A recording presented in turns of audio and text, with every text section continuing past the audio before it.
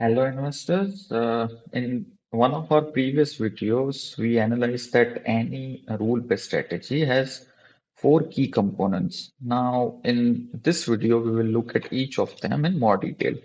So, let's take a quick overview of the same that any strategy has these four essential building blocks. First is the instrument selection model, which answers what to buy. Second one is the position sizing, which answers how much to buy. A third is scheduling, which answers when to rebalance your portfolio. And fourth one is the risk management. And out of these four building blocks, these three are called strategy parameters. And in this video, we are looking in each one of them in more detail. So let's first focus on the position sizing. Now, what do we mean by position sizing? So let's take an example. You have 10 stocks in your portfolio and your capital is 10 lakh rupees. So position sizing answers this question that how much will you invest in each of the stocks? And you can do it in many ways.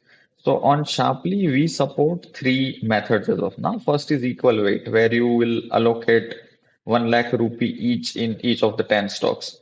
The second one is weight by metric. So you can choose any metric. It can be return, it can be market cap. So for example, if we take the market cap, then the stocks with higher market cap will get higher weightage in the portfolio, and the weightage will be proportional to the market cap. You can even take our proprietary stock scores as well. So stocks with higher quality or momentum scores get higher weightage and so on. Do note that this is only available for the stocks. It is not available for the ETFs and mutual funds. And third one is custom weight, where you decide the weightage on your own. The only thing here is the sum of the weight should be 100, which is pretty uh, basic fact that we know. The second strategy parameter is the rebalancing schedule. Now, the question arises here is why do we need to rebalance?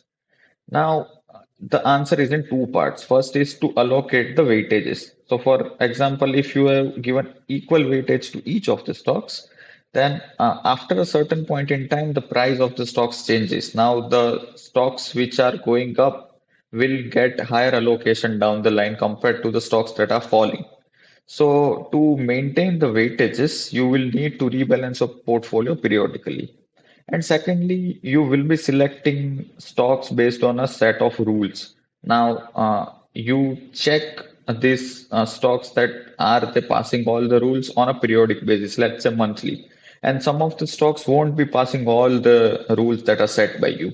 So you will need to remove those stocks and you will add another set of stocks that are now filtering through, getting filtered through those criteria. So that are the key reasons to rebalance. Now, second question is how frequently do you need to rebalance? And this depends on the type of your strategy. Because if you have a very large capital deployed, that's a 10 crore is your capital. And if you rebalance your strategy monthly, then the transaction cost will be really high.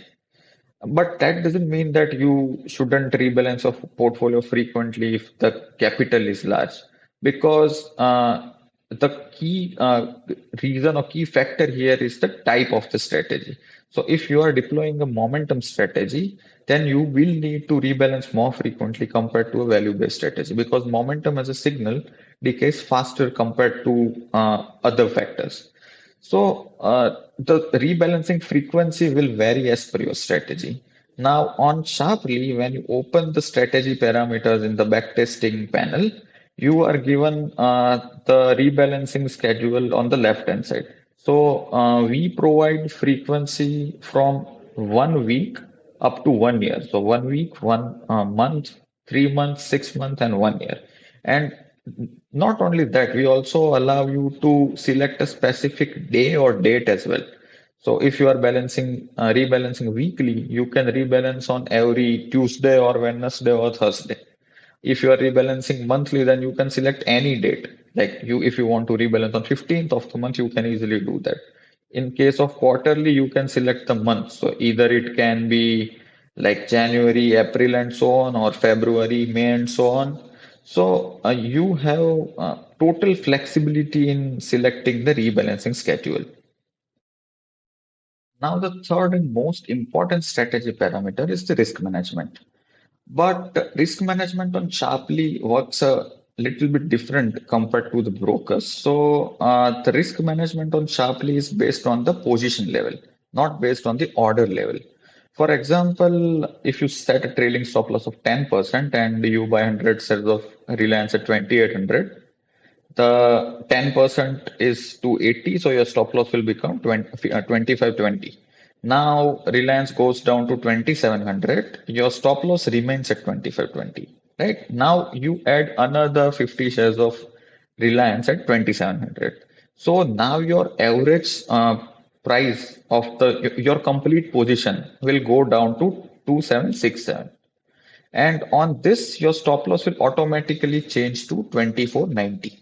So the stop loss is based on the average price of the position. It's not based on the price of at the order you place.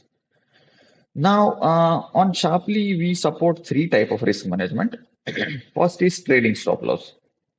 Now, in trailing stop loss, it is pretty straightforward that you put a 10% trailing stop loss. You buy the stock at 100, your stop loss will be 90, and as and when prices go up, your stop loss will also go up. So if your price becomes 150, your stop will become 135, and so on.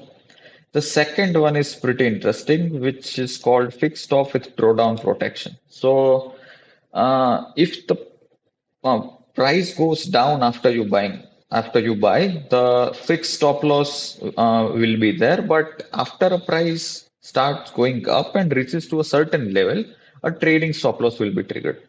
Now, this is slightly complex, so let's take an example. So here we have taken the fixed stop loss percentage as 10, drawdown trigger percentage is 20, and drawdown stop percentage is 10%. Now, what this means is, let's say you buy a stock at 1,000 rupees. Now, immediately the 10% fixed stop loss will be activated. So 900 will be your stop loss. If the price goes down and hit 900, you will exit from your position. But let's say price starts going up, and once the price reaches 1,200 rupees, that is 20% of the initial buying price, a trailing stop loss of 10% will be now triggered. So let's say the price crosses 1,200 and it is now at 1,250. Then my trading stop loss will be 1125. So once the price starts appreciating and reaches a certain level, a trailing stop loss will be triggered. And the third one is fixed stop loss and take profit. In this, we are setting the risk and reward together. So let's say my fixed stop percentage is 10 and take profit trigger percentage is 20. So if I buy a stock at 100, the stop loss will be 90, the exit will be also at 120. So take profit will be at 120. So my risk to reward is 1 is to 2. So using this, you can properly define your risk and reward. So that's it for the strategy parameters. And in next video, we will see how we can analyze and track our strategies. Thank you.